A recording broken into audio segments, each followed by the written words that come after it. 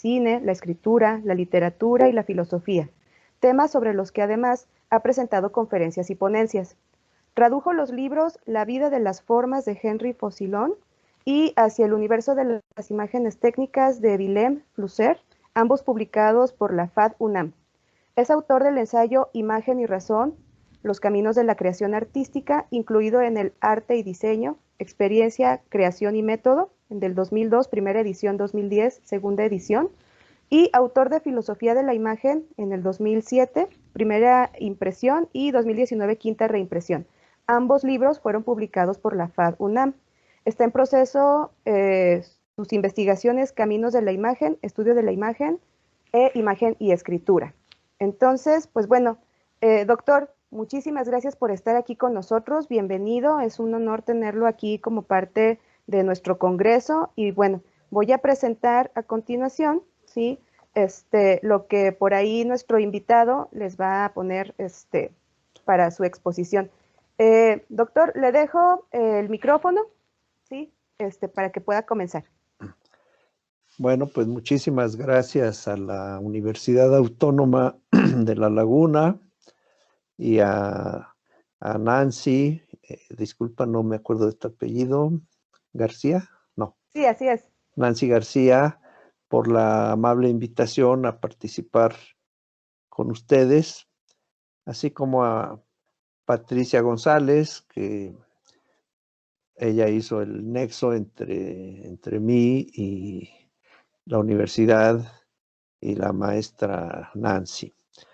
Me plantearon exponer algún tema para ustedes, estudiantes de artes visuales y diseño gráfico. Espero estar nombrando correctamente sus carreras. Algún tema de lo que yo trabajo. Como ustedes vieron en la semblanza curricular, mi área es la teoría. Yo no soy artista ni diseñador, pero llevo, muchas décadas conviviendo con artistas y diseñadores. Últimamente incluso con diseñadores arquitectónicos, hace un tiempo más corto con diseñadores industriales y siempre con diseñadores gráficos y con artistas visuales, artistas plásticos, tanto de la FAD como de la Esmeralda y a veces de algunas otras instituciones mexicanas, y también me ha tocado de otros países de Latinoamérica y uno que otro de Europa.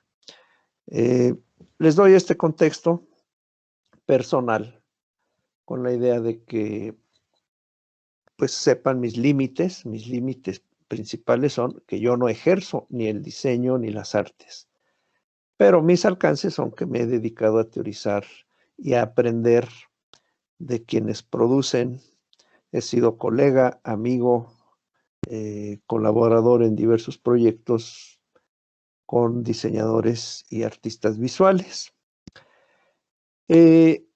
Pensé dialogar con ustedes sobre un tema sociológico.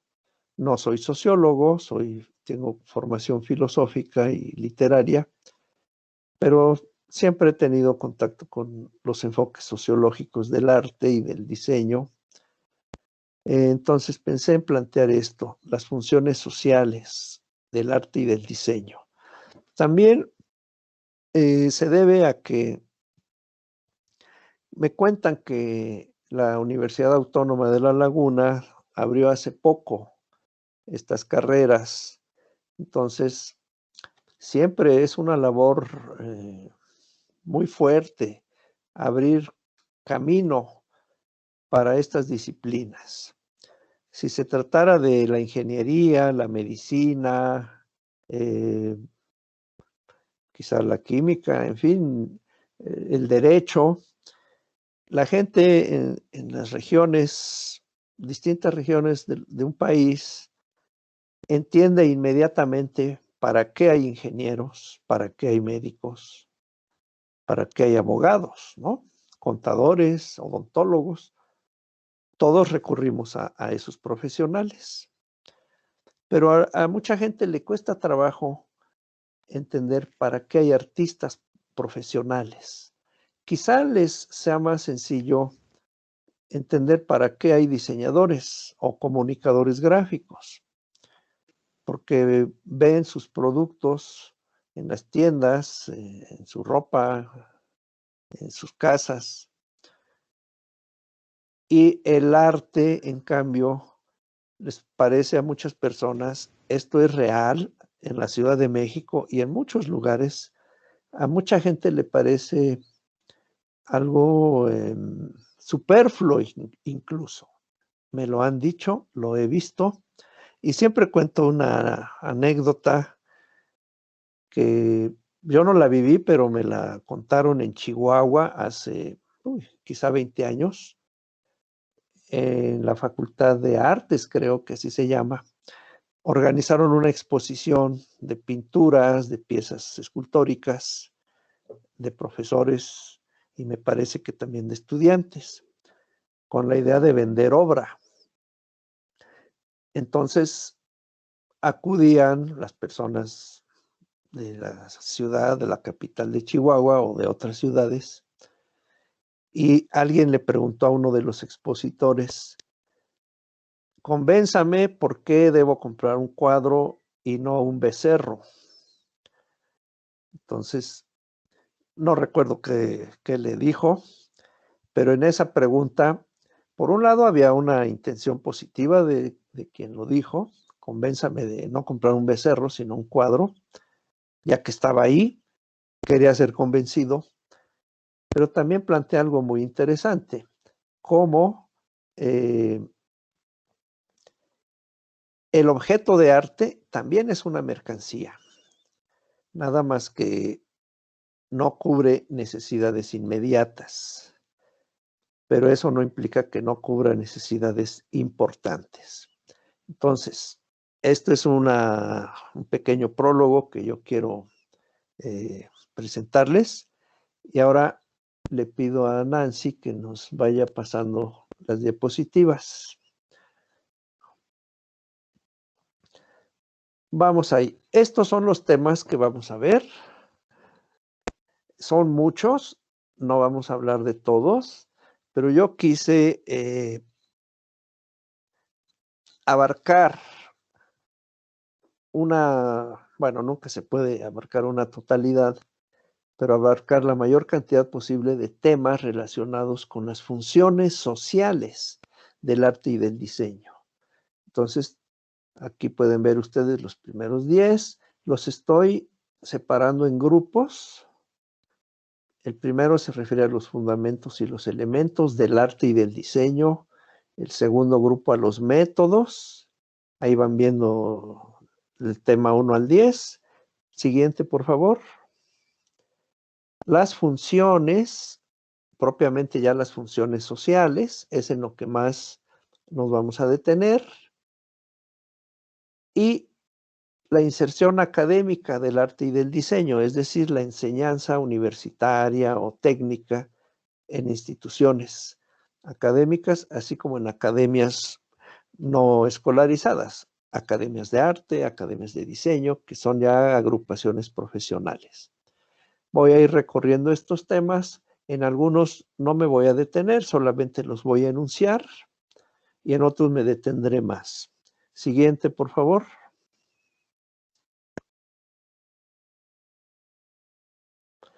Bueno, empezamos con esta cuestión.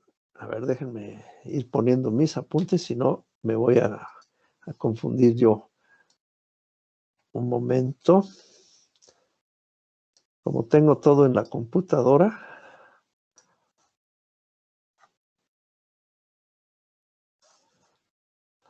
Bueno, el concepto mismo de arte, probablemente ustedes ya han visto esto en algún curso, en su carrera. Es uno de los conceptos más confusos que hay,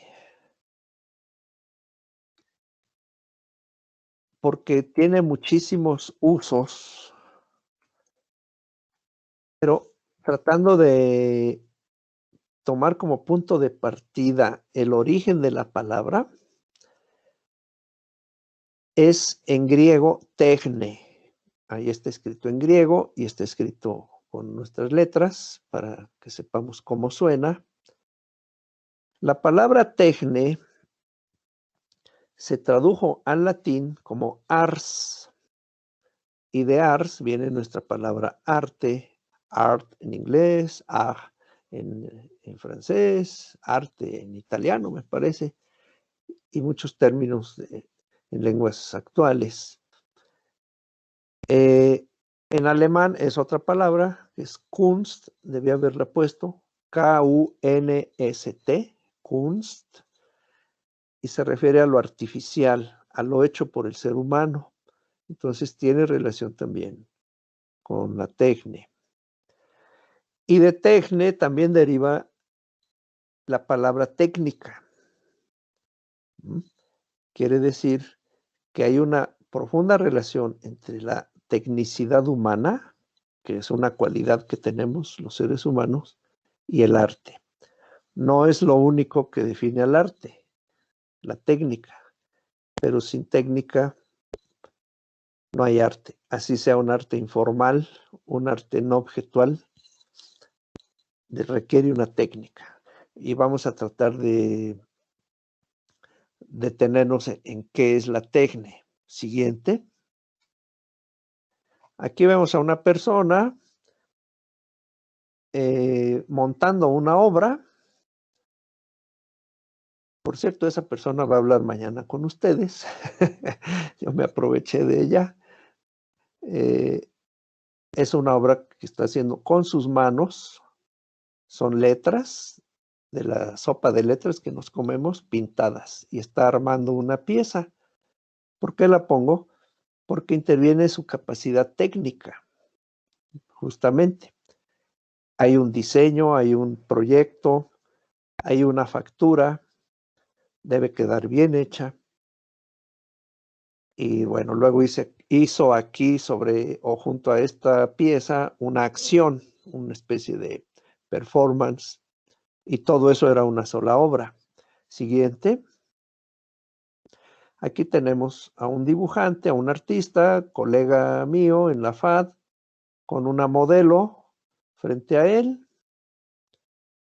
Y en la siguiente vemos cómo está produciendo un dibujo. Parece que es una tinta, ¿no? Ahí está la techne en acción. Eso es arte, no lo podemos negar. Siguiente. Ahora tenemos el concepto de diseño. Vamos a ir viendo, pasando del diseñar o del diseño al arte. Diseño es un concepto menos confuso que el concepto arte en sus usos actuales, pero no es un concepto simple. Yves Zimmerman, un especialista en el tema, nos dice, ahí está la cita, que la palabra diseño procede del italiano diseñare, y eso del latín designare. ¿Qué quiere decir?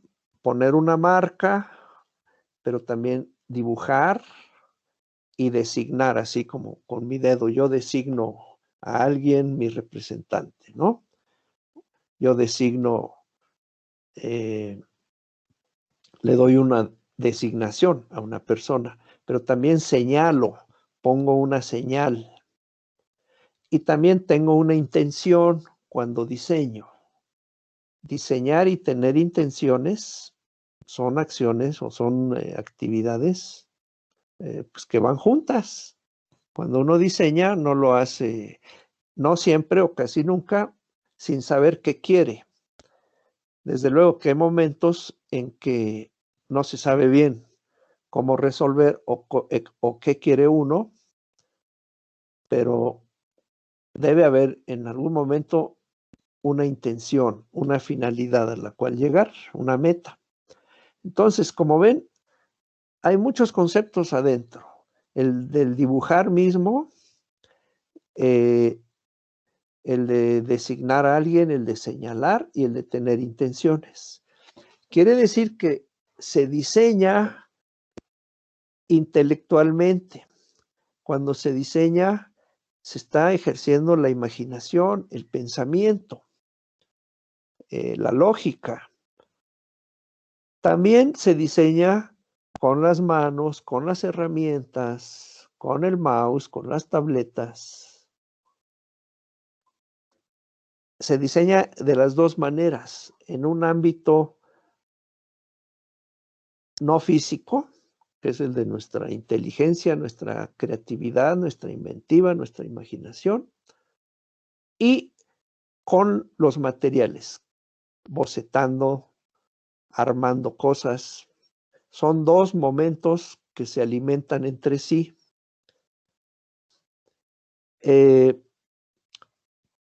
Vamos a la siguiente, por favor. Aquí vamos a entrar a otro tema, pero me quiero detener todavía. Regresemos, por favor, a la anterior. El concepto de artes o de bellas artes tiene una larga historia, o de artes visuales. Me estoy limitando a la cultura occidental, europea. Sería muy interesante ir a qué pensaban en China, en Japón, los mayas, los aztecas, pero esto ya no sería una conferencia, sería una locura. Ahorita me quedo con algo más familiar a nosotros. Hacia el siglo XVI se empezó a definir el concepto actual de artes, el que manejamos, aunque ya existe el arte contemporáneo y han cambiado muchas cosas. Pero hubo un momento en que se les llamó artes del diseño, a lo que hoy se puede llamar artes visuales, artes plásticas, e incluso en España se habla mucho todavía de bellas artes. Se les llamó artes del diseño. Ahora resulta que son dos carreras diferentes, muy relacionadas, pero son dos disciplinas distintas. Y se les llamaba artes del diseño porque el dibujo era la base de todas las artes, de la pintura, de la escultura, del grabado, de la arquitectura. Entonces, por eso la palabra diseño. Ya vimos que diseñar es dibujar también. Previamente había otras clasificaciones en Europa donde se hablaba de las artes liberales y las artes mecánicas. Las artes liberales eran, fíjense, ¿a qué le llamaban artes liberales? Me refiero a la Edad Media e incluso a fines de la época antigua, de la cultura latina todavía. La gramática era un arte liberal, la aritmética, la astronomía era un arte liberal y también la retórica, o sea, el arte de hablar y de convencer a los demás con nuestras palabras, la música. Es decir, se tenía un concepto muy distinto de las artes. Y aparte de las artes liberales estaban las artes mecánicas, que eran la jardinería, la herrería, la carpintería, la fabricación de barcos, la cocina, etcétera. Todas las actividades donde se aplicaba una técnica, justamente, pero se distinguían entre artes mecánicas, que eran más manuales, digamos, más prácticas, y artes liberales, que eran más intelectuales. La pintura, la escultura, estaban dentro de las artes mecánicas, no dentro de las artes liberales. Pero hacia el siglo XVI, cuando ya se empieza a hablar de bellas artes, después de llamarles artes del diseño, se empieza a incluir la pintura, la escultura, y se crea el gran canon del arte, ¿no? Las bellas artes. Y también se empieza a separar poco a poco el diseño como una actividad más práctica, más utilitaria. Todavía no se habla de diseño gráfico ni de diseño propiamente, pero se quedan como arte solo lo que el grupo que tradicionalmente en un sentido muy académico llamamos bellas artes. Esto ha cambiado mucho, lo sabemos. Bien, otra cosa muy importante es que todavía en el siglo XVI la palabra diseño la usaban, por ejemplo, Miguel Ángel, el gran escultor. Él decía que el diseño se hacía en su mente, que eran ideas inspiradas por Dios. Él era una persona platónica y que ya después nada más se trataba de quitar todo lo que sobraba al bloque de mármol para tener la escultura lista. Es decir, tenía una idea del diseño como un proceso interior. No era el único, había otros autores que así lo pensaban. El diseño como un proceso interno, vamos a decirlo, aunque no es muy adecuado llamarlo interno porque parecería que está en el cerebro. Yo le llamaría más bien un proceso intelectual e imaginario que compartimos con los demás. Y ya la ejecución como algo meramente material. Bien, ahora sí vamos a avanzar, por favor. Otro tema importante es esta distinción entre artes y diseño, o entre las artes bellas, artes puras y las artes aplicadas. En la facultad donde yo he trabajado, hace décadas había una fuerte separación entre las dos áreas, al grado de que había incluso enemistades, ataques mutuos de los artistas a los diseñadores y de los diseñadores a los artistas. Afortunadamente esto ya no existe, ya no se da. Hay una buena convivencia, incluso existe ya una carrera que se llama Artes y Diseño. Es una tercera carrera, pero a mucha gente le molesta que exista esa carrera porque no se entiende bien por qué se elimina la diferencia entre las disciplinas. Es todo un tema en el que no nos vamos a detener aquí. Pero yo nada más menciono el tema de la distinción porque ha sido importante en la historia. Creo que en la actualidad es menos importante. Para no detenerme mucho, solo voy a leer la cita de Zimmerman. Así como hay una verdad artística, el arte tiene una verdad, no como la de la ciencia o la de la historia, pero es una verdad artística. Si uno ve un cuadro con personajes de ficción, esa es la verdad de la pieza. O una película, o uno lee una novela y se encuentra a Don Quijote de la Mancha o a Pedro Páramo, esos personajes tienen una verdad artística porque representan al ser humano.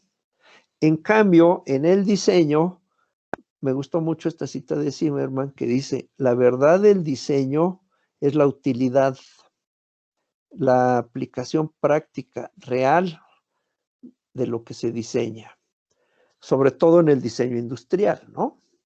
O en el diseño arquitectónico. El diseño gráfico creo que está en muchos aspectos más cerca del arte, sin que deje de ser utilitario. Este es un tema bien complicado. Pero bueno, esto yo quería destacarlo, que la usabilidad del producto, sea un cartel, sea un bolígrafo, sea un automóvil, esa es la verdad del producto de diseño. ¿Seguimos?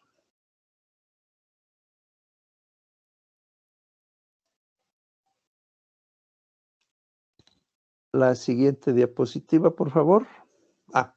Bueno, esto ya no lo voy a explicar mucho, solamente lo apunto que a mí me gusta distinguir en la historia del arte, en la historia de las imágenes y en la historia del diseño tres grandes momentos. El tradicional, el moderno y el posmoderno. Y estos tres momentos pueden incluso tenerse actualmente. Se sigue haciendo arte tradicional, se sigue haciendo arte moderno y se hace arte llamado postmoderno o global. Seguimos, por favor.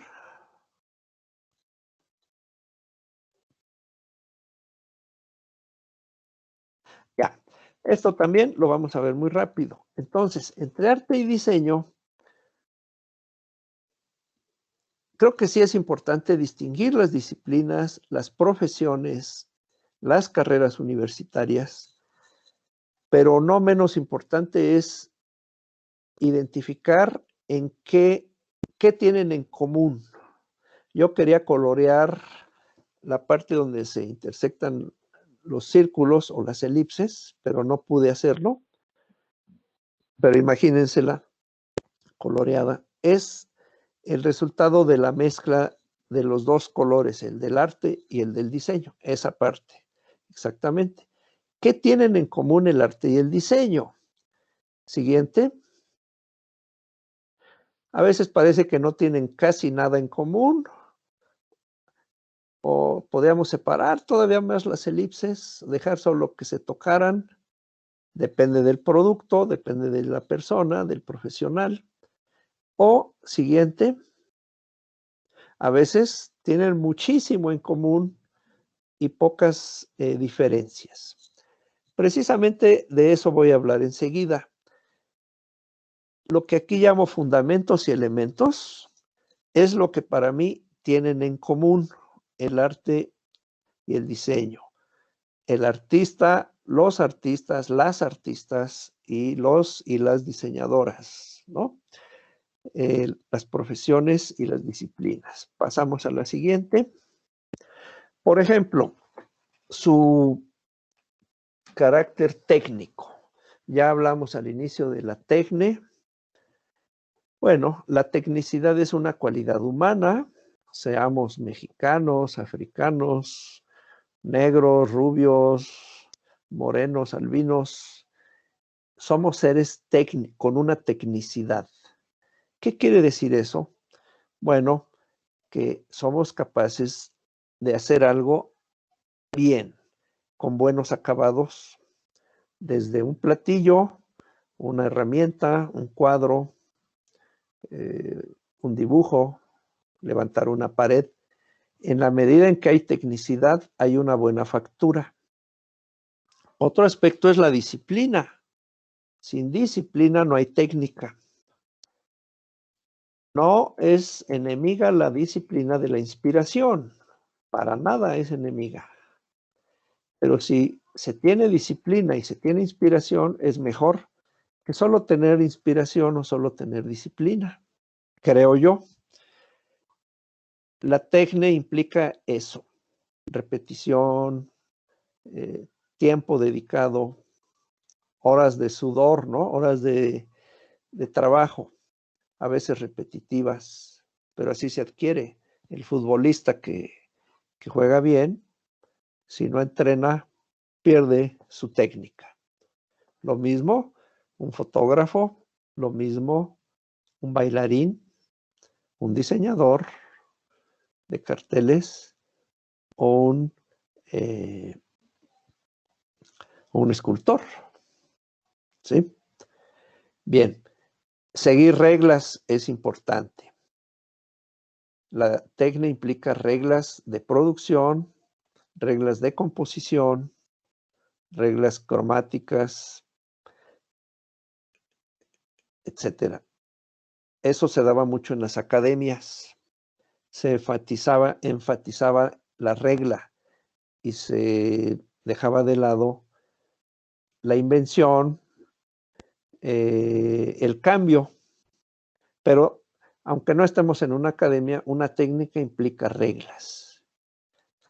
E implica que se puede enseñar a otra persona y que la otra persona la puede aprender. A diferencia de la inspiración nos enseña, o la emoción, esa quizás se transmita, pero no es como seguir un programa, ¿no? Y enseñar algo.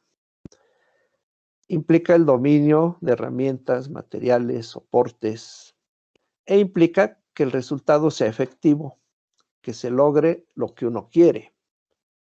Bien, eso tienen en común artes y diseños. Eso estaría en medio, en la intersección de los círculos. Siguiente, por favor.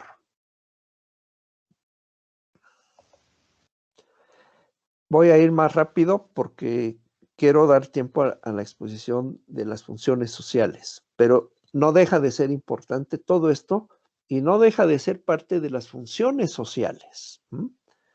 Aquí no estamos hablando de clases sociales, de ideologías, de mercado, pero esto opera en la sociedad, estos fundamentos y estos elementos. Por ejemplo, el sentido de la forma, eso lo tienen en común.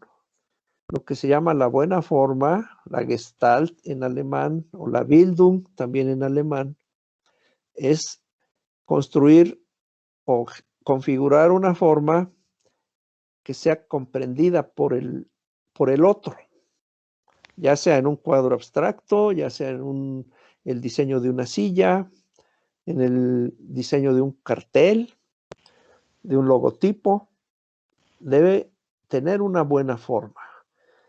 Eso se llama la Gestalt. Seguramente muchos o todos ustedes han oído hablar de la Gestalt en sus cursos. Implica la composición, orden y estructuración. Y algo muy bello, hay una forma interna en las cosas. Esa no la vemos, no la podemos dibujar, no tiene color, pero es lo que distingue a un animal, por ejemplo, a un felino, de un pez. Tienen una forma interna diferente. O la forma interna de una silla es diferente a la forma interna de una cama. No me refiero a la forma externa, esa puede tener muchas variantes, pero la esencia silla, lo que se llamaría el percepto de la silla, es su forma interior. Esto no lo estoy inventando, lo han dicho los expertos en psicología de la forma, en psicología del diseño, y es algo a lo que los chinos le llaman li. Ahí va en una palabra, li, que significa también eso. Es un concepto muy antiguo, milenario incluso, como todo lo chino es milenario, ¿no? Es la forma interna. También quiere decir que entre las formas biológicas y las formas que producimos los humanos hay continuidad. Un objeto, por allí hay un micrófono abierto, por favor, si lo cierran. Un objeto nos agrada, un objeto hecho por el ser humano, cuando hay continuidad también con las formas de la naturaleza. Y luego está todo lo contrario, la ruptura de las formas, el informalismo, el arte no objetual, el desorden. Eso es inherente a la historia del arte, a la historia del diseño, ¿no? Se conocen las formas muchas veces para transgredirlas, pero no puedo transgredir aquello que no conozco, desde luego. Siguiente, por favor. Aquí está diagramado esto. La vida, las formas y los juegos de la naturaleza se compenetran entre sí. No me puedo detener más en esto, pero no quería dejar de ponerlo. Siguiente. Otra cosa en común entre artes y diseños es la estetización. Es decir, el basarse en nuestra capacidad de captar sensiblemente las cosas. Mucho cuidado, aquí no quiere decir el que algo se vea bien o sea bonito o bello. No, la estetización en principio es la cualidad de que algo es sensible, algo lo captamos con nuestros ojos, con nuestro tacto, con nuestro oído. Pero también se podría agregar, cuando algo es estéticamente aceptable, nos puede parecer bello. Es una consecuencia de que no sea sensiblemente aceptable. Entonces, el mundo cultural está lleno de objetos bien y mal diseñados, ¿no? Entonces, una de las funciones del diseño es que los objetos, además de funcionar, sean agradables, sean armónicos, tengan una buena forma. Y en las artes también, así sea una propuesta informal, una ruptura con cánones académicos, es una forma de estetizar. Ahora tenemos incluso una estética de lo feo, de lo horrible. Bueno, esa es la apuesta, incluso desechando el concepto de belleza. Vamos a avanzar, por favor. En la India hay un concepto llamado raza, ahí dice, los 8 razas. Raza significa jugo o sabor. ¿A qué sabe la naranja? Esa es su raza. ¿A qué huele? Esa es su raza. ¿Cuál es el jugo de la naranja? Es el raza. Y en la India desde hace siglos han enumerado 9 razas. Aquí nomás pongo 8 porque el noveno es muy metafísico y luego voy a ejemplificar. Vean los 3 primeros, lo erótico, lo cómico o lo patético, ¿no? Ahora vamos a ver los ejemplos. Siguientes. Así se representa el amor o el erotismo en la danza de la India. Aquí ya estamos pasando de lo estético a lo expresivo, que es lo que sigue, ¿eh?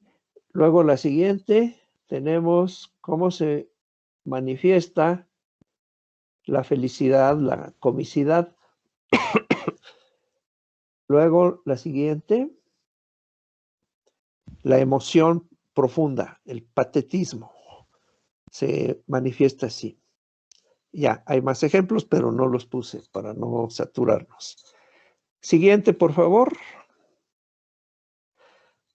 Y algo más que tienen en común artes y diseño son que son expresivos y son comunicativos, ¿no? Como acabamos de ver en las imágenes anteriores, una pintura expresa emociones, expresa sentimientos, placeres, dolores, pero también los comunica ideas, conceptos, razonamientos, etcétera.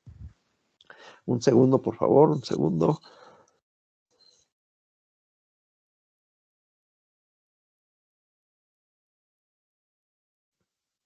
Ya. Es decir, el contenido de la obra se refiere a eso. ¿Qué quiere decir? ¿Qué expresa? ¿Qué comunica? Y más adelante vamos a hablar también de los simbolismos. Y algo más que solo menciono es la materialidad de la obra. Avanzamos, por favor. Bien, aquí entramos a los métodos. Solamente los voy a enumerar. Son algunos aspectos de los métodos de trabajo. Y aquí ya artes y diseños se separan más. La creación, la capacidad de inventiva. Desde luego que existen las dos áreas, pero el diseñador suele estar más acotado que el artista. Estoy generalizando, de todo esto que yo diga, me pueden decir buenas excepciones o buenos casos, ¿no? Pero en una generalización creo que es así. Nos regresamos, por favor, todavía no. Ahí.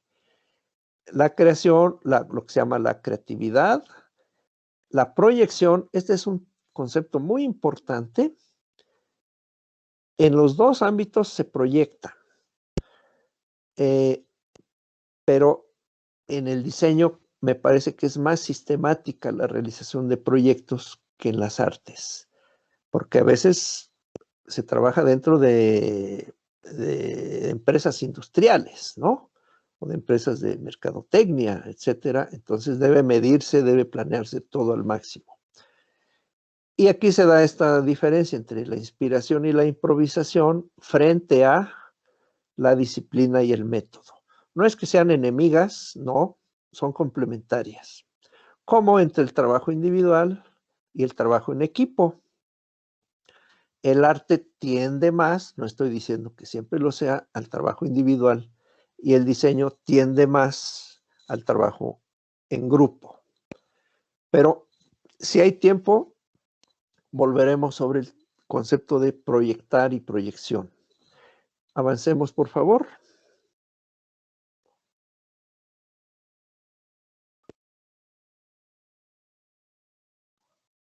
Creo que una antes. Ah, no, está bien. Está bien. Bueno, aquí tenemos un conjunto de temas muy vasto.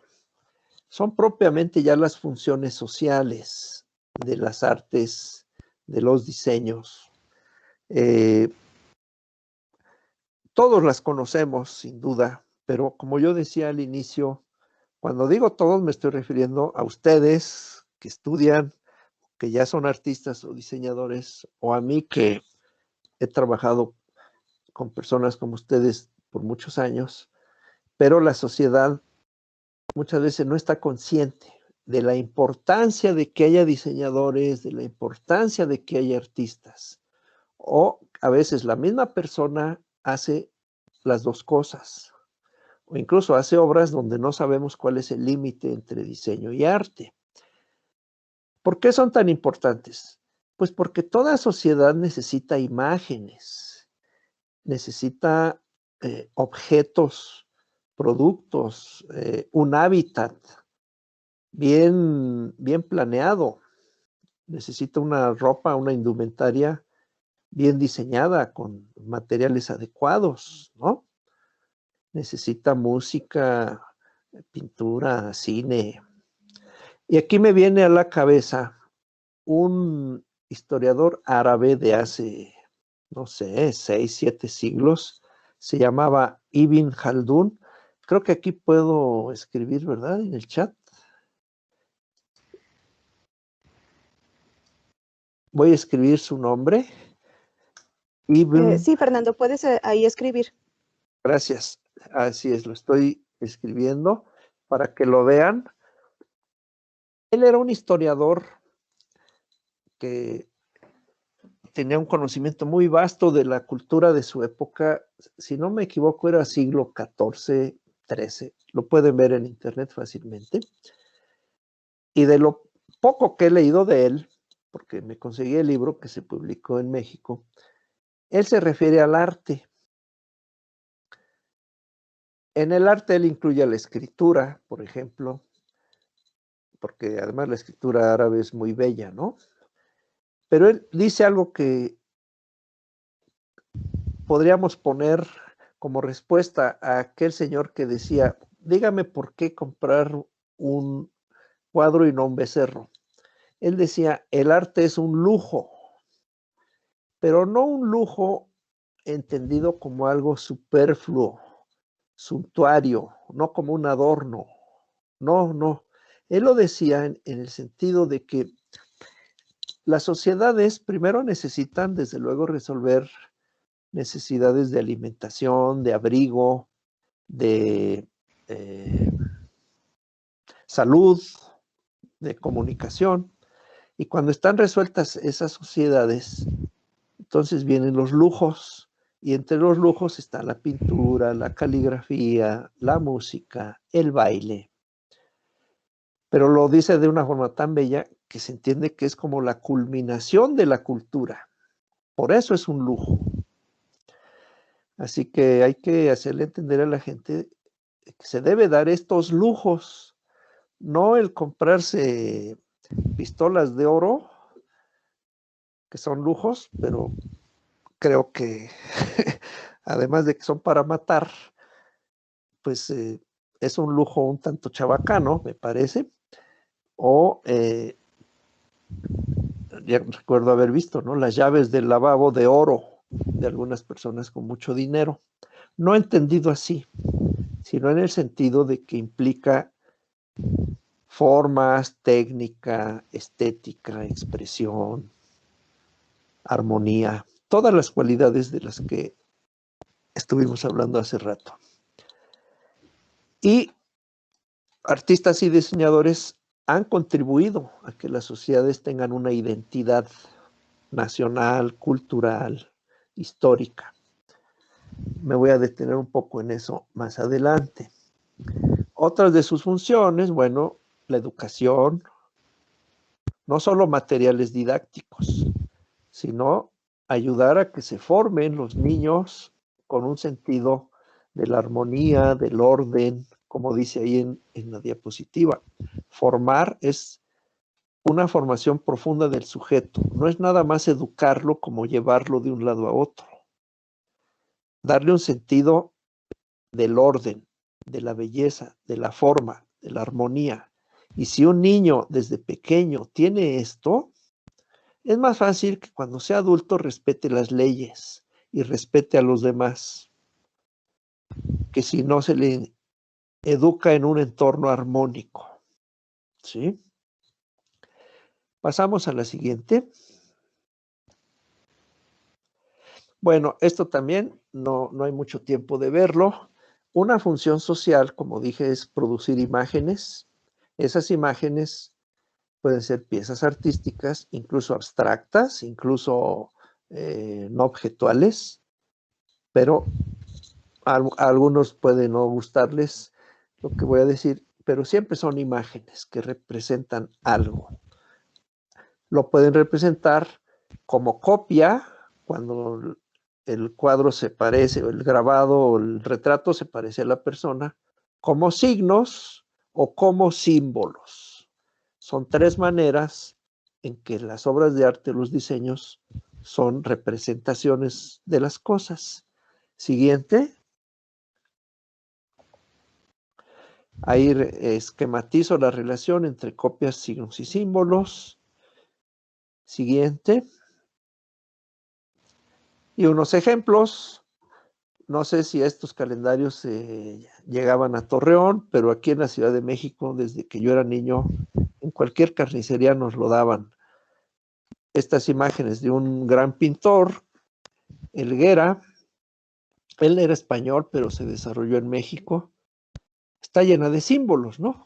El flechador del cielo, la mujer que murió, no recuerdo qué representa, o la siguiente imagen, estos danzantes que hay aquí en la Ciudad de México, en varios lugares, con símbolos parecidos a los de la imagen anterior. El penacho es un símbolo, ¿no? Está el penacho de Moctezuma, por ejemplo, no es solo un adorno. Y también hay signos, porque en el caso del calendario, pues las figuras se parecen como copias, gracias, o el arco puede ser un signo de fuerza o un símbolo, ¿ya? De poder. Hay grados, ¿no? De la copia al signo, el signo es algo más codificado, por ejemplo, las letras que están ahí, la chulita, son signos, son letras, que no los voy a entender como me dé la gana, tengo que saber leer. Y cuando son símbolos ya adquieren un significado más profundo y más polisémico. Puede significar varias cosas a la vez. Siguiente. Y siguiente. Ahí, el Monumento a la Revolución, que está en la Ciudad de México, pues es todo un símbolo de lo que para el PRI o el sistema político mexicano durante 70 años fue la Revolución Mexicana. Arriba hay unas esculturas enormes que tallaban personas de lo que hoy es la FAD. Y está diseñado, no recuerdo el autor, discúlpenme por no poner el nombre, pero debería haberlo puesto. Entonces, la solidez de la revolución que abarca a todos, así lo entendemos, o así se quiere o se quería que se entendiera. Hoy ya no se habla de la Revolución Mexicana realmente. Siguiente.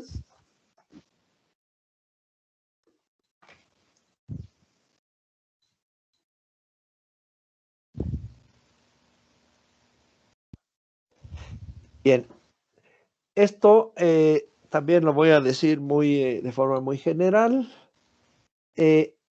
una función muy importante de los productos de arte y diseño es que representan valores. Y los valores, bueno, pueden ser de todo tipo, valores éticos, estéticos, económicos incluso, o ideologías. Pasamos a la que sigue.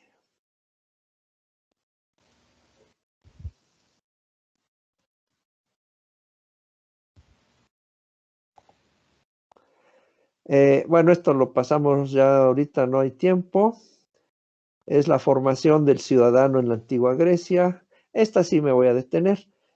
Para los aztecas o los mexicas, el artista era aquel que tenía rostro y corazón. Fíjense, alguien con una postura ética. También decía que era el que hacía mentir al barro, en el sentido de que con un barro podía representar animales, personas. Mentir, pero entendido de una manera metafórica. Y el Toltecatl era el artista, Toltecatl, porque la Toltecayotl era la cultura. Entonces, un artista o un Toltecatl, ya no le voy a llamar artista, aquí se le llama Toltecatl, es alguien que recibe y difunde la cultura, contribuye a que se preserve una tradición cultural, y es alguien con rostro y corazón, o sea, con una ética, además de que es alguien que domina sus materiales, tiene una tecne definitivamente. Sin tecne no es un buen artista. Tiene que ser un buen dibujante, un buen tallador de la piedra, etc. Seguimos, por favor. Bueno, esto es algo de lo que se ha hablado muchísimo por décadas, si no es que por siglos, desde el siglo XIX hasta la actualidad. La relación del arte con las ideologías, al grado de que existían, ahora ya menos, las etiquetas de arte burgués, arte capitalista, arte socialista, etcétera, ¿no? Es decir, el artista era un burgués, y por lo tanto su arte era burgués, y así, o era un revolucionario, por lo tanto su arte era revolucionario. Son etiquetas que pues funcionaban en el sentido de que clasificaban a las personas, ¿eh? Y si se vivía en un país socialista y se hacía arte burgués, ¿qué podía pasar? Pues varias cosas, ¿no? La cárcel, el exilio o la muerte. Ahí nos están dando datos sobre... el Museo de la Revolución es el que está abajo del monumento, ¿sí? Y el diseñador, de hecho, el monumento a la Revolución iba a ser la cúpula central del edificio del Parlamento en tiempos de Porfirio Díaz. Imagínense, un congreso pequeño, pero un edificio gigantesco. Bien, regresamos. Entonces, aquí en la relación del arte con las ideologías hay mucha tinta, muchos libros que se han escrito. Por ejemplo, el fenómeno del arte en los países socialistas, comunistas, donde los artistas estaban obligados a hacer lo que decían los políticos, ¿no? Se llamaba realismo socialista. En fin, todo un tema. Y también el surgimiento del diseño en la sociedad occidental, capitalista, vamos a decirlo, que se racionalizó. Para muchos especialistas, el diseño realmente surgió en el siglo XX o desde fines del XIX, ya como una disciplina sistemática organizada y ya más separada del arte. Algunos incluso niegan en absoluto que el diseño y el arte tengan relación.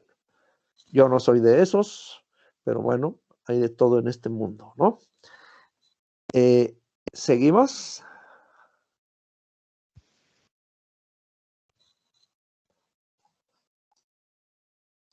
Otras funciones. Aquí tenía yo separado algo que dice Zimmerman, lo voy a citar muy rápido.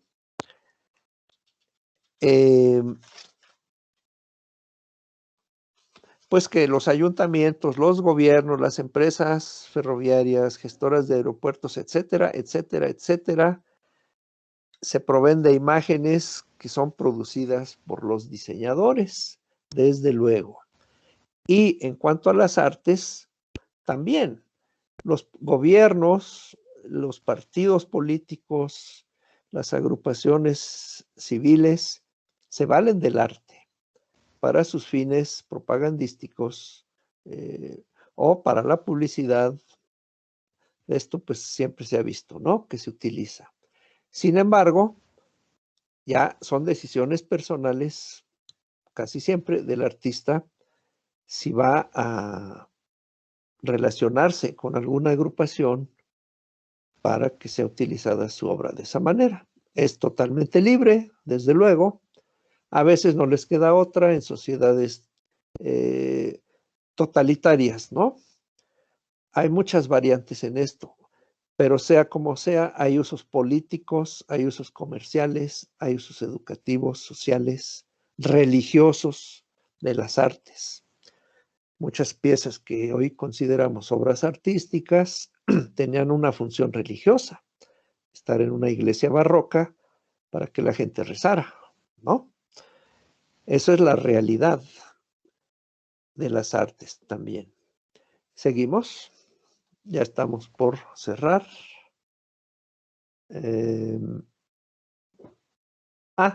Pues es una prolongación de lo anterior, ¿no? Ya los aspectos muy concretos de la obra como un producto que se compra y se vende, un producto que le da de comer al autor. Hay un valor pecuniario, es decir, en dinero del cuadro, del diseño, afortunadamente. Y es una mercancía más en el circuito de la economía, de la producción, la distribución y el consumo de objetos en el mundo. La idea del artista bohemio que solo produce por amor al arte, yo creo que no desaparece, desde luego, pero qué mejor que viva de su trabajo, ¿no? Y que viva bien. Y el diseñador, pues es más entendible que se inserta en un sistema de salario, asalariado y demás. Pero menciono esto porque esa era una de las incomprensiones que había entre artistas y diseñadores en la FAD, los ataques de comercialización del arte, comercialización de la imagen, como si eso fuera intrínsecamente negativo. Y del otro lado, ataques de vivir en una burbuja sin preocuparse por el mercado, por la aplicación de la obra. Son posturas extremas, radicales, y yo creo que son aisladas. En medio de esos dos extremos está la realidad del ejercicio del arte y del diseño. Y ya lo último, nada más lo menciono, en la última diapositiva. Pasamos, por favor. El arte y el diseño pues tienen una existencia académica, ¿no? Hay carreras, hay licenciaturas, hay posgrados, hay carreras técnicas o hay academias no escolarizadas de diseño, de artes, que desempeñan una función social importantísima. Tanto las instituciones educativas, porque le dan un valor profesional, le dan un título profesional que debe ser reconocido por la sociedad, como se le da un título al contador o al médico, y con ese título puede ejercer su carrera. Aquí no tanto, ¿verdad? No se exige un título, pero es importante. Ya pasaron los tiempos, o deben estar pasando, en que se despreciaba tener un título. Cuando yo era joven, tenía compañeros que hasta quemaban su título como un acto de protesta, pero afortunadamente puede uno ir y sacar otro, no hay problema. En fin, la institucionalización de la enseñanza de las artes y del diseño es muy importante. Con esto termino. Creo que no me pasé mucho de mi hora de hablar. ¿Tengo una hora o tengo hora y media? Ya me confundí. No, hablé hora y media, ¿verdad? Casi. Doctor, sí, 1 hora más o menos.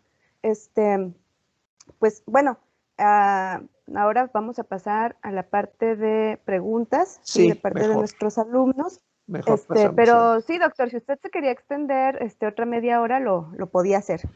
No, yo Pero podemos prefiero pasar de pasar a una. las preguntas para darle Ok, más dinamismo. Y ya si hay ok, tiempo, regresamos al tema del proyecto. ok, está muy bien. Bueno, chicos, a ver, por favor, levantando la mano, para luego cederles la palabra. ¿Alguien que tenga una pregunta? Ok, Ana Una María Jaime, por favor, pregunta, ¿cuál es la pregunta? Nancy, una pregunta. ¿Es posible Sí. ver a quien hablé? ¿O son Sí, muchos? pueden prender la cámara. Ana Bueno, María, por favor, si puedes si prender tu quieren, cámara, por favor, que eso no los limite, ¿verdad?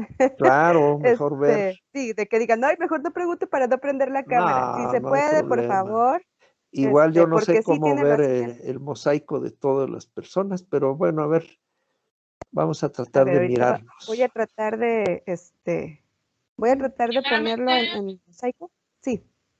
Primeramente, buenos Sí. días, doctor. Buenos días. La pregunta que quiero yo realizarle es de que, ¿cómo fue para usted el trabajar con colegas artistas que aún siguen ejerciendo? Pues es una maravilla, porque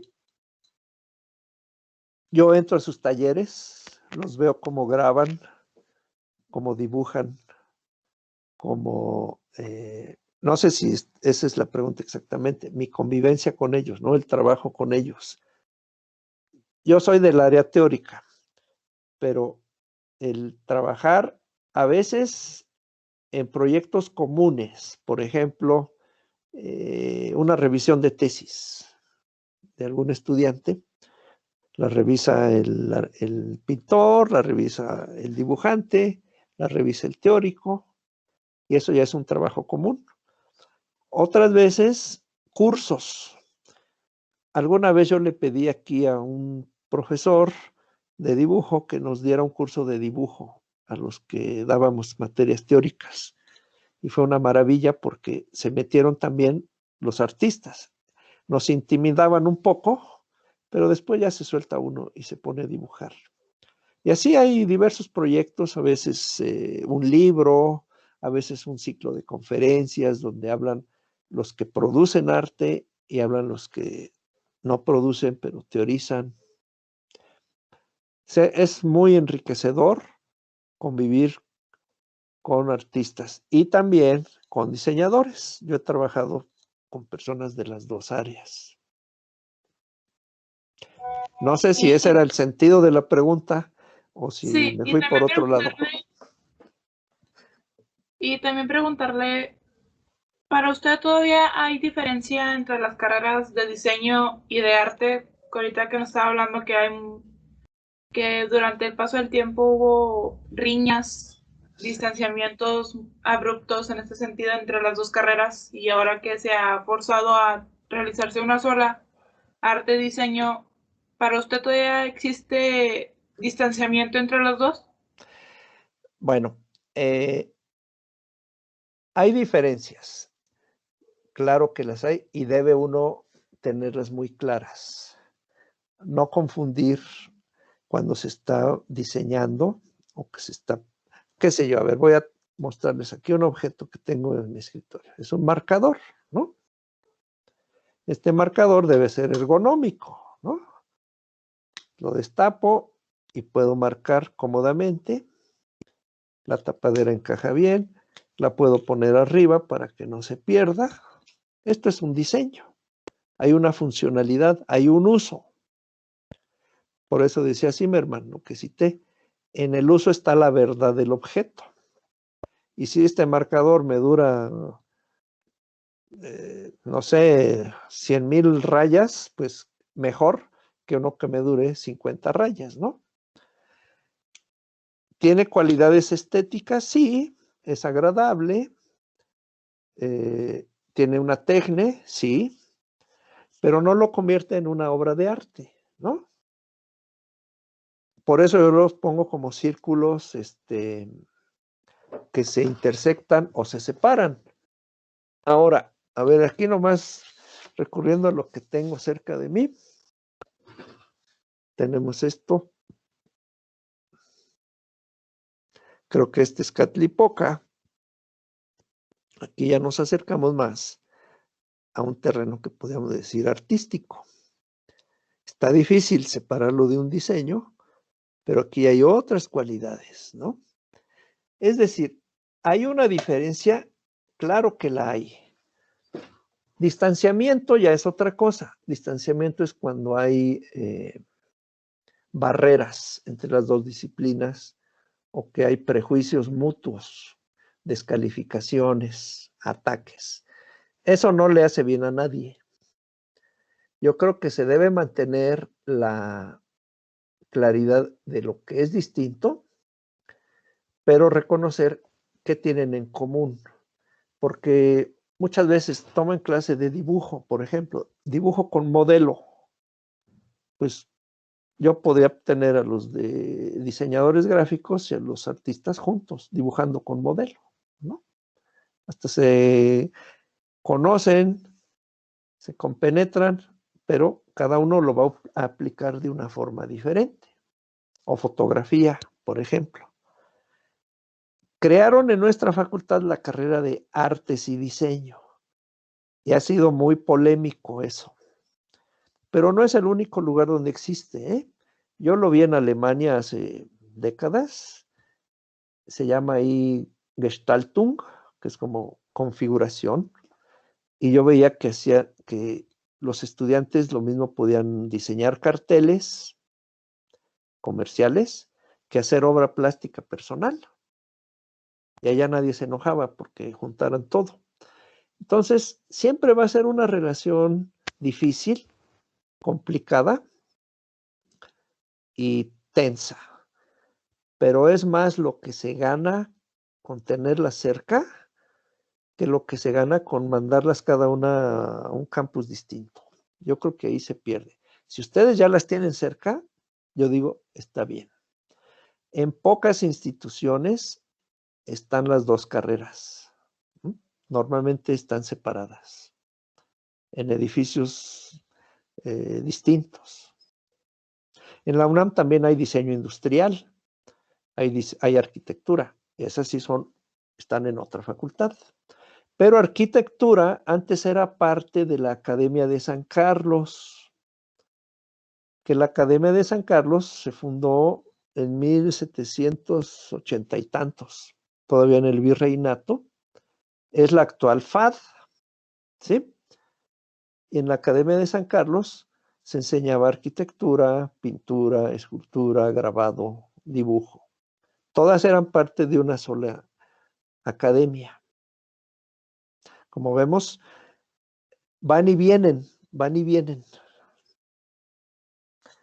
Espero haber respondido a las preguntas que me hizo Yo creo que sí. Ana María. Sí, muchas gracias. De nada. Ok, ¿alguien más que guste levantar la mano y hacer alguna pregunta? O las maestras que tenemos presente, Pati Hernández, Pati Santiago. Pues yo No es a fuerza, sí. a que hicieran preguntas, porque se supone que ya algunos ya las tienen, ¿no? Supongo. Entonces, por ahí a Miguel, Alexia, no sé si estén por aquí. Recuerden que es para la actividad. Y yo también, bueno, yo aprovecho para hacer una pregunta, me voy a aparecer por acá. ¿Eres Pati?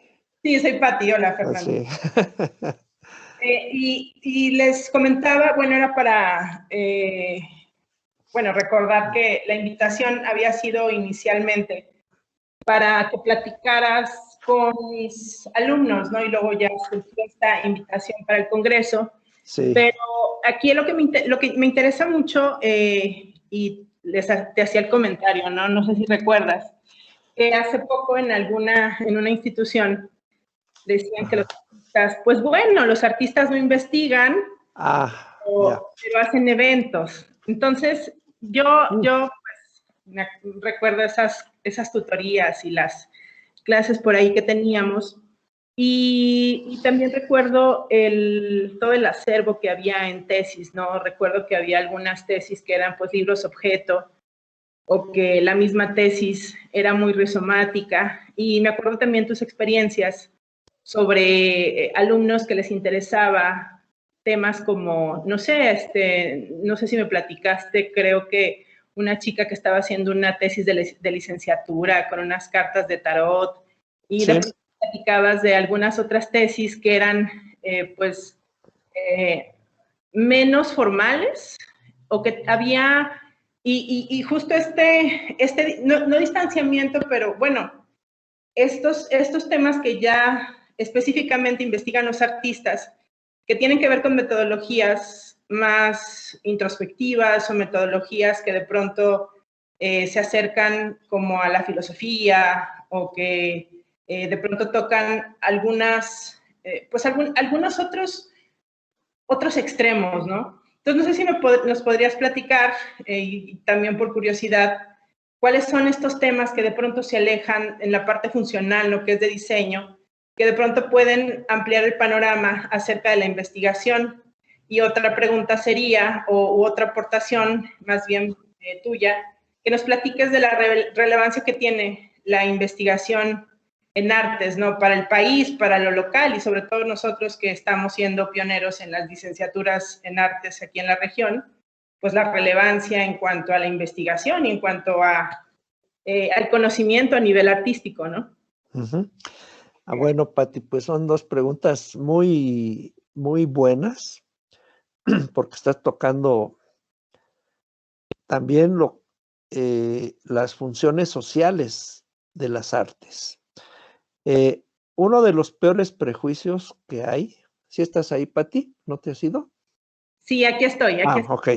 Uno de los peores prejuicios que se tiene dentro de las universidades, no me voy a la sociedad, a las universidades, es que los artistas no investigan, justamente. Porque creen que investigar es nada más, y no lo digo de manera despectiva, estar en el laboratorio haciendo experimentos, lo cual qué bueno que se haga, o estar rodeado de libros, como es mi caso, leyendo un montón y buscando aquí y allá y escribiendo textos. Creen que estar en un taller experimentando con materiales, con formatos, con herramientas, con tiempos de mordido del ácido en la placa, presiones en el tórculo, todo eso no lo consideran investigación, pero es una grave simplificación, un grave error, producto de la ignorancia, ¿no? El artista investiga de varias maneras. Una es en su propia práctica como artista, así como el diseñador lo hace, pero aquí la pregunta va sobre las artes. Y se puede llevar años, quizá décadas, en un proyecto de investigación, y los resultados son las piezas que va produciendo. Esa es investigación. ¿Acaso no Siqueiros tenía una concepción del espacio muy compleja y la manifestaba en sus murales? Eso es investigación, ¿no? O el puntillismo, Seurat, por ejemplo. Era una investigación sobre la óptica, la luz, el color, la percepción humana, y el resultado eran los cuadros puntillistas. El cubismo, sobre la espacialidad humana, cómo percibimos el mundo, el tiempo y el espacio. Y así, en cualquier tendencia de las artes, incluso en el arte conceptual, hay investigación. Cómo el ser humano percibe el mundo, cómo escucha, cómo ve, cómo toca, cómo se mueve, cómo funciona su ojo, o sea, su mirada. Y eso es investigación con herramientas de las artes. Pero además hay artistas que gustan de la investigación como la que hace el teórico o como la que hace el científico. Y entonces les gusta leer y escriben, publican o dan cursos o dan conferencias con sus reflexiones teóricas. Y eso lo hacía Kandinsky, lo hacía, bueno, Orozco, me refiero no a Gabriel Orozco, que también, sino a José Clemente Orozco. Otros, como Tamayo, eran más parcos, ¿no? No era un hombre de discurso, de palabra, pero vaya que investigaba con su pintura. Entonces, sí hay investigación en las artes y es una investigación muy compleja. Es algo que no reconocen o no quieren reconocer. Por ejemplo, en la UNAM, muchos investigadores del Instituto de Investigaciones Estéticas menosprecian el trabajo del artista cuando ese trabajo les da a ellos material para sus propias investigaciones, ¿no? Pero consideran que los artistas no investigan. Y eso tratamos de romperlo en la FAD cuando creamos un centro de investigación. Desde la dirección de Ignacio Salazar empezó, pero más con Daniel Manzano. Y ahí registrábamos proyectos de investigación de diseñadores y de artistas. Entonces sí, claro que se investiga. ¿Había otra pregunta para ti? Sí, era sobre que nos platiques de tus experiencias sobre las investigaciones que has hecho, ¿no? Las más curiosas o particulares o sui generis. Lo mío, lo que yo he investigado personalmente. ¿Qué has tutorado? Perdón, las de los alumnos. Ya. Eres de los tutores que más rating tiene, ¿no? Pues, más o menos, sí. No estás ocupado. En literatura últimamente no, ya nadie quiere tomar clase conmigo, pero en maestría me defiendo. Okay. Bueno, es muy interesante revisar tesis.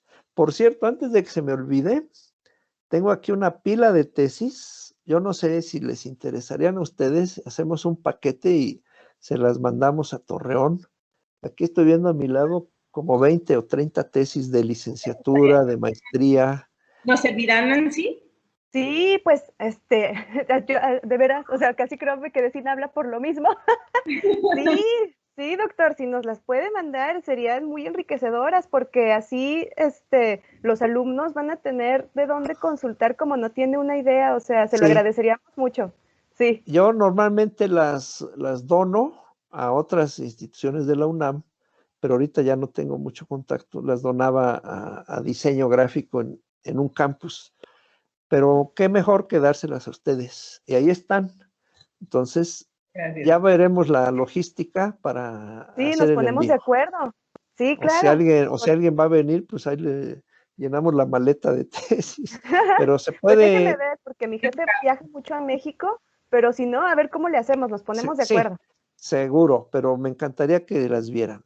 Bueno, entonces, la experiencia de revisar proyectos, pues es magnífica porque cada estudiante, hasta el más sencillito que no se propongan los grandes proyectos, tiene algo que decir.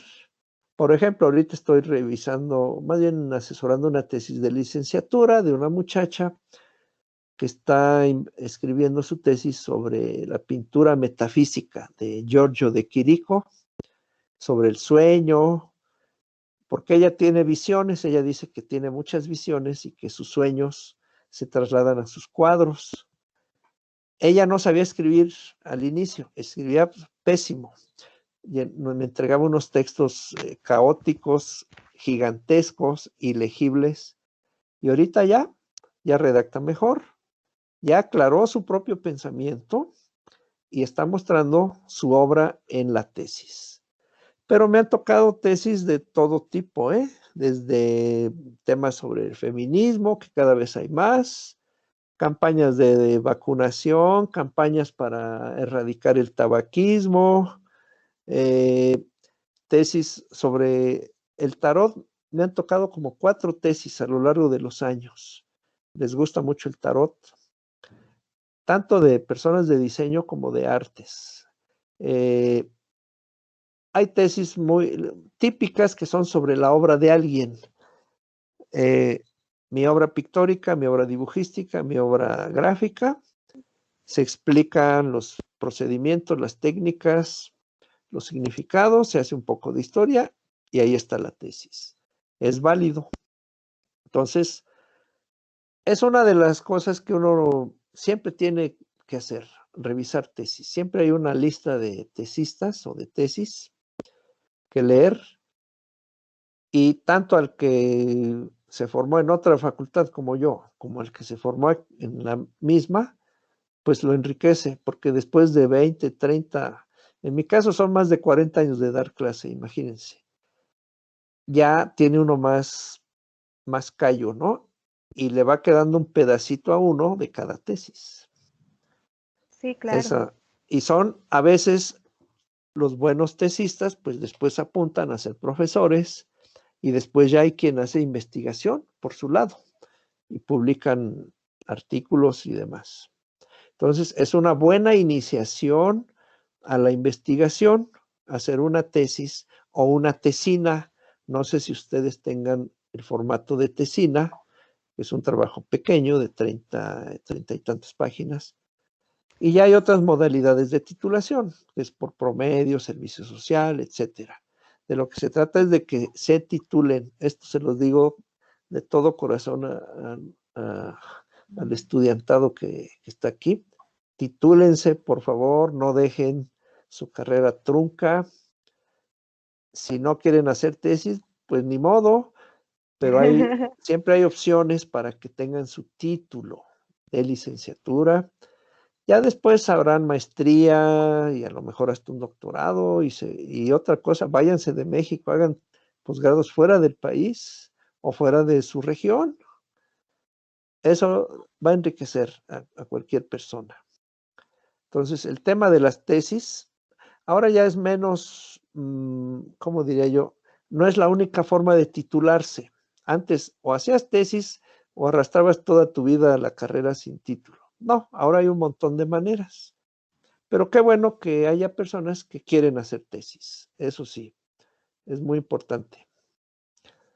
Okay. Doctor, tenemos ahí levantada la mano de una alumna, Carla Juliet. ¿Tienes una pregunta, Carla? Adelante. Sí, muchas gracias. Ahorita que estaba comentando de las tesis, me dio mucha curiosidad preguntarle si usted o le ha tocado revisar alguna tesis que le haya llamado mucho, mucho la atención, que haya sido un proyecto que a usted le haya gustado a lo mejor, o haya tratado de hablar con el alumno que lo haya hecho para, pues, apoyarlo o en algún momento. O sea, si la tesis a usted de verdad le llamó mucho la atención el tema o cómo la estaba planteando. Esa Claro. es mi duda.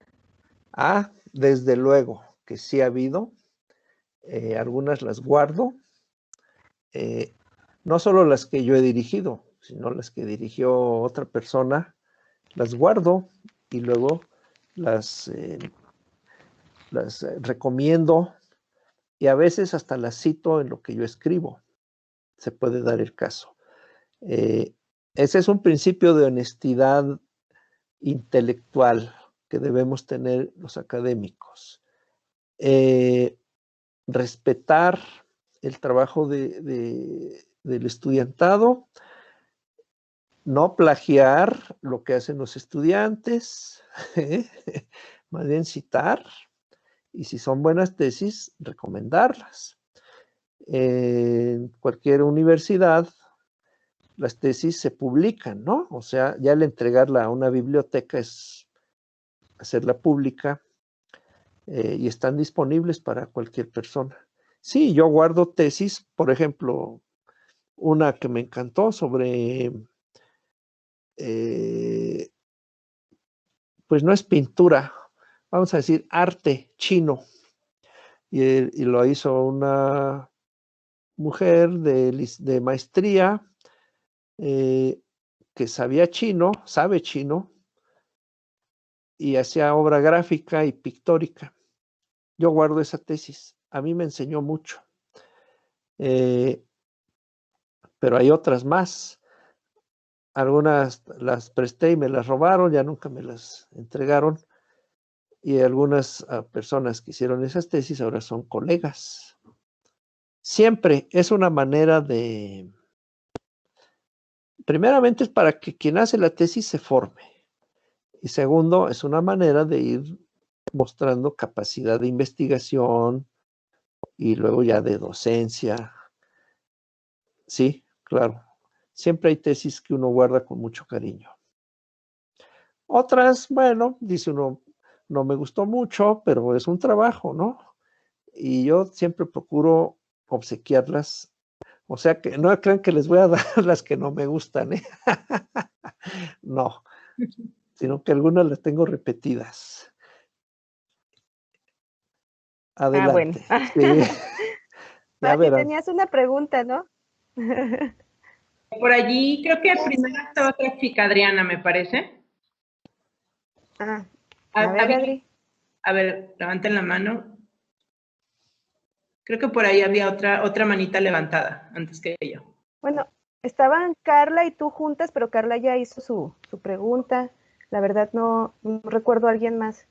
Oye, y bueno, aprovechando el carro de viaje, ahorita tengo mis metodologías del diseño todavía. Esperemos ampliar la materia, Nancy. Sí, por ahí Alexia, una pregunta.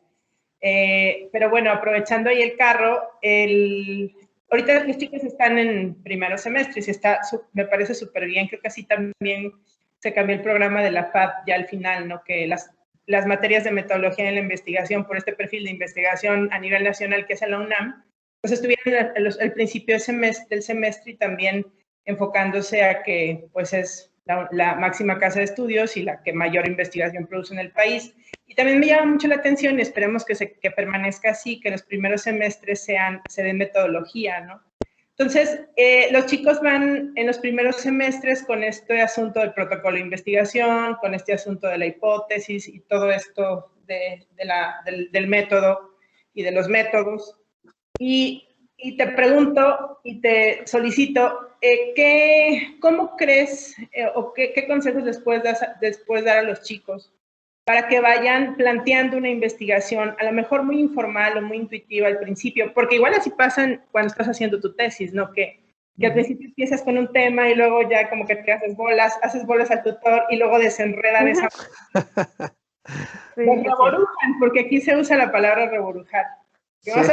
Como todo, se hace uno bolas y luego se deshacen ahí los nudos con ayuda del tutor.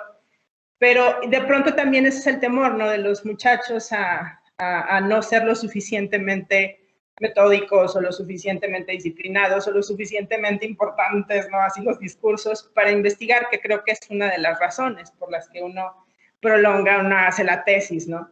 Entonces, ¿qué consejo les darías a los chicos para que vayan enfocándose y también a enfatizar esta diferenciación, ¿no? Enfatizando esta diferenciación que hace la universidad de ser un área de profesionalización basado en estos aspectos como la investigación y el pensamiento ya más metódico.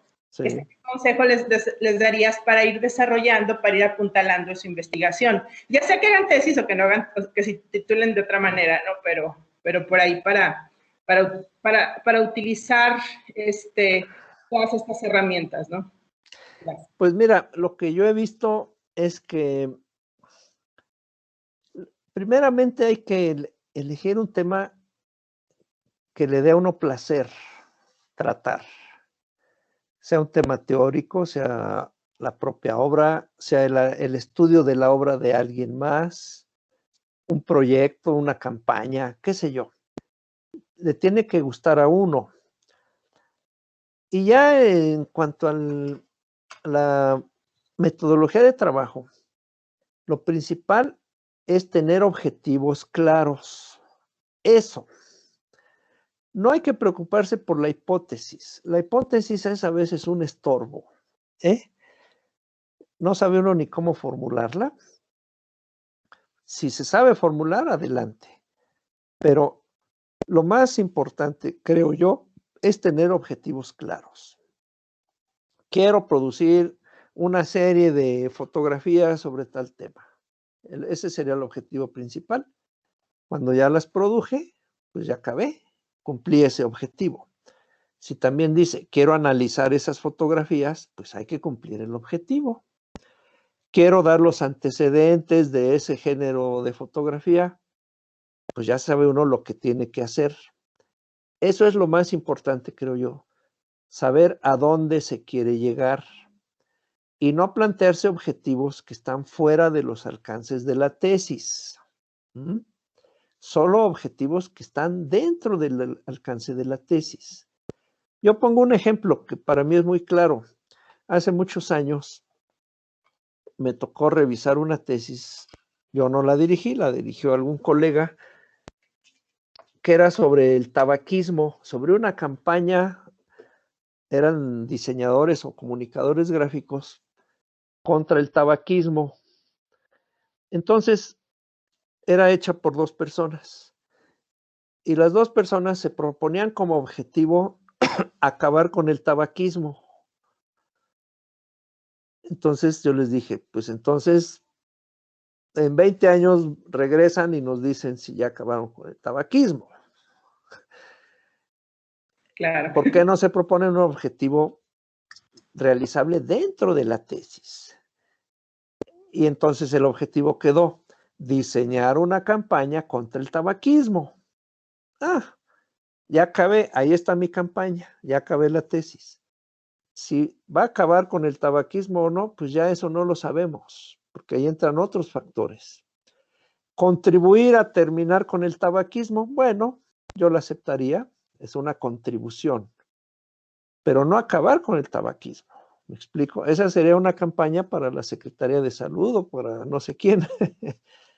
Y en el caso de las artes, pues tener muy claro qué quiero hacer para que yo mida cuando ya terminé de hacerlo y entonces termino la tesis, ¿no? Analizar tal obra, dar antecedentes de esto, explicar tales conceptos, etcétera. Ese sería un consejo o 3 consejos. Que les guste el tema, que tengan objetivos claros y que no sufran por definir una hipótesis. Porque una hipótesis, pues puede que se tenga un supuesto en la mente, pero a veces es mejor hacerla a un ladito. Esa es mi opinión y a veces o muchas veces me ha funcionado, ¿no? Con mis tesistas. Y hay profesores expertos en metodología y pues ellos pueden dar muy bien estrategias prácticas para que el estudiante o la estudiante concluya a tiempo una tesis pues a su alcance. Tampoco hay que proponerse objetivos lejanos, gigantes, que van a acabar por ahogar al tesista y luego a sus asesores, ¿no? Sí, eso está más feo todavía. Espero que sirva. Por ahí veo una mano, Sí, Sandy Andrea Alexia. Martínez, y había Alexia, había 2 personas, sí. Primero Sandy, que era la que primero la tenía levantada. Sandy, adelante, por favor.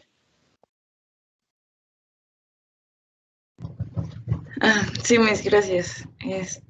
Bueno, yo quería preguntar cuáles son los aspectos que tenemos que cuidar a la hora de redactar la tesis o qué consejos nos daría, pues, en el tema así de que, pues, de que tenga un buen sentido o, pues, que esté bien redactada. Bueno, si hablamos de la redacción, pues tener una buena sintaxis, una buena ortografía, un buen vocabulario, pero eso es algo muy técnico, ¿no? No sé si ustedes lleven cursos de redacción. Siempre hay la posibilidad de recurrir a un corrector de estilo, pagarle y nos entrega ya la tesis corregida para que todos la entiendan. Pero yo diría, tratar de apegarse a los objetivos, vuelvo a los objetivos, y el índice que definimos para cumplir con esos objetivos, no tomarlo como la Biblia, como algo sagrado e intocable. No, un índice es una guía. Yo definí ciertos capítulos, pero sobre la marcha leí nuevas cosas, me dijeron otras que no sabía, descubrí tales otras, y eso me lleva a modificar el índice. Es válido siempre y cuando no cambiemos el objetivo principal. Si cambiamos el objetivo principal, ya es otra tesis, y tal vez la segunda funcione mejor. Si se está de acuerdo entre asesor y estudiante en el cambio, bueno, pero que no vuelva a pasar. Entonces, apegarse a objetivos y tomar el índice como una guía. Conforme se va escribiendo, se van haciendo borradores, ya el índice queda más definido y al final ya sufre pocos cambios y ya queda listo. Otra cosa es pensar en tesis breves. Y por tesis breve yo me refiero a una tesis que en total tenga, no sé, 60, 70, 80 páginas. A doble espacio, a lo mejor hasta 100 de texto. Pero no olvidar el doble espacio, que es una medida que tenemos, ¿no? Capítulos, si una tesis tiene generalmente 3 capítulos, muchas veces es un capítulo de marco teórico, de antecedentes históricos, un capítulo de aplicación o de análisis, y luego a lo mejor un capítulo de obra propia. Estoy dando un esquema muy trillado, pero la verdad que muchas tesis de licenciatura son así. Pues 20, 25 páginas por capítulo a doble espacio, lo recalco. Más imágenes, pues tal vez ya tengamos una tesis de unas 100 páginas con su pequeña introducción y sus conclusiones. Y otro consejo es, pues, trabajar con constancia, ¿no? Es decir, destinar un tiempo, así como se destina un tiempo para ir a clases, 6, 7 horas diarias, más 4 o 5 de hacer trabajos, darle un tiempo así a la realización de la tesis, sistemático, de manera que hasta el cuerpo se acostumbre a sentarse a trabajar en la tesis. Y un promedio de realización, yo digo, es del borrador completo de 12 meses a 14 meses. Nunca he visto a nadie que la haga en menos de un año. Siempre hay personas que dicen, ya, necesito hacer la tesis en 4 meses. Bueno, yo le digo, si lo logras, perfecto. Pero no, si es tesis, se va a llevar más. Tampoco que se prolongue por años, porque entonces ya se vuelve una lápida, en vez de algo que estamos disfrutando. No sé, leer y observar cómo escriben los autores para que uno, al escribir, sea claro. Un consejo que doy, yo impartí redacción por muchos años, hasta trabajé en editoriales corrigiendo textos de psicólogos, de ingenieros que escribían horrible y uno tenía que arreglarles todo. Escriban con frases breves, usen el punto y seguido mucho, no hagan frases kilométricas de 20 renglones que al final no sabe uno dónde está el sujeto, dónde está el predicado, y se amontonaron allí muchas ideas. Eso es una técnica, es una técnica. ¿Cómo se aprende? Pues revisando y observando cómo escriben los autores. No sé qué otros consejos podría dar, pero espero que sean útiles estos que estoy dando. Muchas gracias. De nada. Había otra persona. Hola, buenas tardes, doctor. Buenas tardes.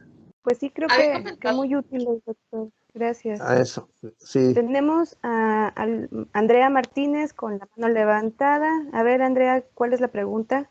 sí, creo Sí, que ya había empezado. había comentado que le habían llegado unas tesis con un tema del tarot. Ajá. Entonces, mi pregunta es si nos podría hablar un poco de eso, porque suena como que un tema muy interesante. Bueno, pues a ver, me acuerdo de, la última fue de maestría, hace como 3 años. No estuve en el examen. Es más, me pidió asesoría solamente, pero yo no fui parte del jurado. Luego hubo, otra, esa sí estuve porque era un joven de licenciatura. Él sí fue, yo fui su director de tesis, se llama Raúl. Esa la tengo por aquí. Es más, se las puedo enviar. Pues el Sí, tarot, ya me comprometí. La tengo apartada entre las que yo he dirigido. Bueno, pues del tarot se pueden estudiar muchas cosas. La simbología, el diseño mismo de las cartas,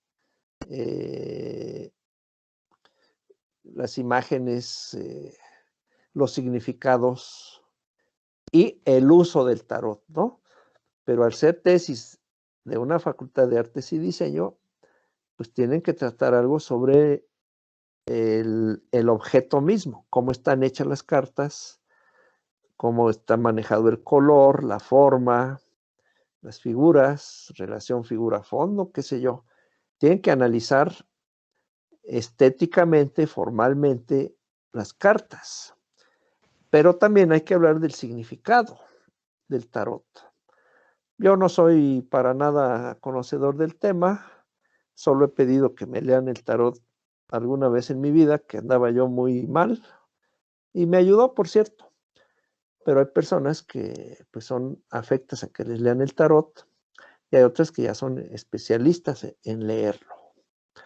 Pero fueron tesis pues divertidas e interesantes, porque en la del joven Raúl se hablaba de Carl Jung, Carl, C-A-R-L, Jung, J-U-N-G, el psicoanalista o el psicólogo suizo que estudiaba los símbolos profundos que hay en las imágenes.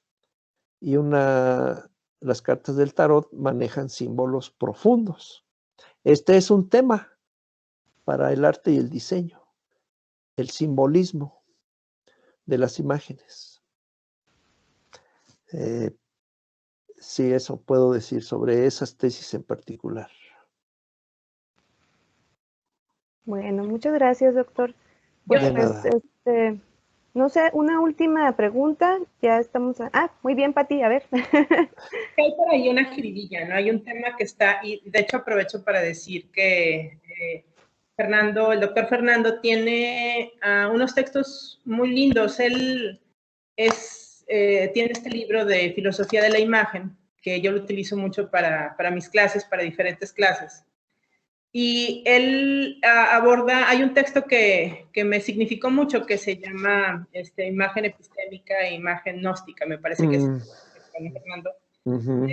Por ahí en esta pregunta del tarot, ¿no? Estaría implícita esta pregunta, ¿no? Este entendimiento, que de pronto, qué tan complejo, qué tan difícil, hay lineamientos, lo sé, ¿no? Hay aspectos, parámetros formales en donde ahí puedes analizar o puedes, al momento de estar juzgando, digamos, un trabajo de investigación, pues se puede partir de esto, pero hay otros temas que tienen que ver más con esta parte gnóstica, ¿no? Que toca el arte, que es lo espiritual, que de pronto también cosas hasta metafísicas, metodologías que tienen que ver específicamente con procesos introspectivos muy fuertes, muy internos, cosas como la subjetividad, la interpretación, o que justo eso tiene el arte, ¿no? Y les comentaba también a mis alumnos, y partía también del texto de Sánchez Ventura, de Noé, sobre esta forma de conocimiento que tiene el arte, ¿no? Que es como mucho más, no sé, integral, orgánico, holístico, Y bueno, no sé qué nos puedas comentar al respecto, porque por ahí también tienes un libro que quieres publicar, ¿no? Que es sobre este tema. Y tú sabes mucho de estos. Bueno, pues no me des cuerda, porque no, es un poquito. voy a ser muy breve. Por ejemplo, ahorita estoy trabajando este libro. Llevo años porque estoy recopilando aquí textos que publiqué, artículos. Los reuní y yo espero acabar el borrador en un mes. Lo hago a revisar y todo el rollo, ¿no?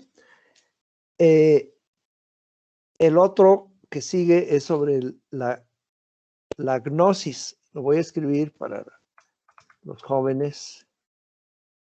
Gnosis quiere decir conocimiento. De ahí viene la palabra conocer. Pero también está la palabra episteme, que significa igual conocimiento. Pero nosotros podemos conocer de una forma racional, científica. Ahí está la episteme o lo epistémico. O podemos conocer de una forma profunda, mística, vivencial. Y ahí está la gnosis. ¿Sí? El arte es una forma de conocimiento muy profunda, de autoconocimiento. El artista se autoexplora cuando trabaja y la gente cuando ve la obra se autoexplora a través del arte. Por eso cumple una función tan importante. Ya se me iba a pasar, pero qué bueno que ahorita me vino a la cabeza. En las sociedades, los artistas son minorías esenciales. Son minorías necesariamente, o sea, si comparamos cuántos artistas hay y cuántos abogados, pues es proporción quizá de 100 a 1 o de 1000 a 1 o más. Diseñadores hay más, porque hay diseño industrial, diseño arquitectónico, diseño textil, de modas, gráfico. Y cumplen también unas funciones muy importantes. También de conocimiento, en tanto ayudan a divulgar el conocimiento los diseñadores, ilustrando libros, diseñando libros escolares. Pero el arte en sí va más al fondo, va como a las entrañas del ser humano. Y nos permite conocernos a nosotros mismos y conocer a los demás. ¿Qué nos queda del ser humano de hace 60,000 años? No sabemos cómo hablaban, ¿no? Ni cómo era su cara, tal vez, pero sí vemos sus imágenes o alguna talla en una piedra, ¿no? Y eso nos permite conocer al ser humano de hace 60,000 años, o hasta el hombre de Neandertal, ¿no? Que es Homo sapiens, de hace más de 100,000 años. Hay vestigios de imágenes que hacían los neandertalenses. Y si es arte actual, arte contemporáneo, pues nos permite conocer a los demás, ¿no? Personas de otras culturas, de otras religiones. Por eso escribí ese texto, ¿no? Entonces, sí, las artes son una manera de conocer, autoconocerse y conocer. No solo a los demás, sino al mundo. Conocer la naturaleza, conocer la estructura de la materia. ¿A poco no un artista explora la estructura microscópica de la materia?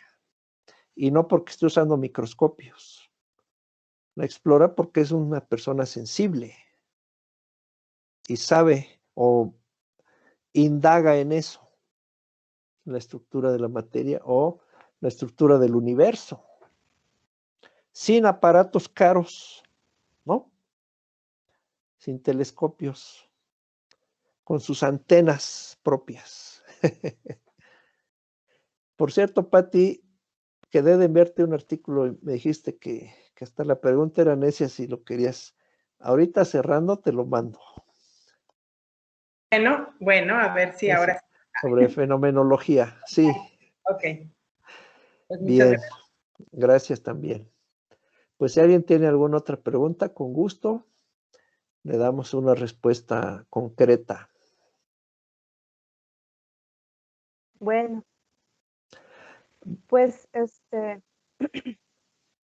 pues se nos terminó el tiempo. Si alguien más, si alguien más tiene alguna pregunta, pues es el momento. Si no, pues para poder ya despedir a nuestro invitado del día de hoy. Pues no veo por ahí más manos levantadas. Entonces, a ver, voy a compartir rapidísimo donde tengo el reconocimiento de parte de la universidad, al cual voy a dar lectura. Pues la Universidad Autónoma de La Laguna otorga el presente reconocimiento al doctor Fernando Zamora Águila por su destacada exposición en la conferencia Funciones Sociales del Arte y del Diseño, impartida a los alumnos de esta casa de estudios en el marco del 26º Congreso Universitario, Nuevos Retos, Nueva Realidad, Vencimos al Desierto, Cultivamos el Espíritu, firma el doctor Manuel Morales Salazar, director general académico. Muchas gracias, Fernando, por ahí. Muchas gracias también. Pues aplausos virtuales.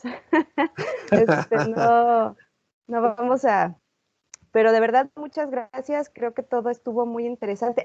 Ricardo, perdóname, es que empecé a compartir la pantalla y ya no te vi, Ricardo. A ver, última pregunta de Ricardo. Qué bueno, porque yo decía que no hay hombres aquí o que sí hay muchos, nomás que hace que son tímidos. Mujeres. Bueno, hola, Richie. A ver, pregúntame. Bueno, mi pregunta es ya así algo rápido para acabar, porque pues ya poco tiempo, pero... Con gusto. Sí. ¿Cree que para tener una buena tesis haya que no solo que sea un tema que de verdad nos interese y que no sea algo de que, bueno, tengo que escoger esto porque pues, tengo que hacerlo?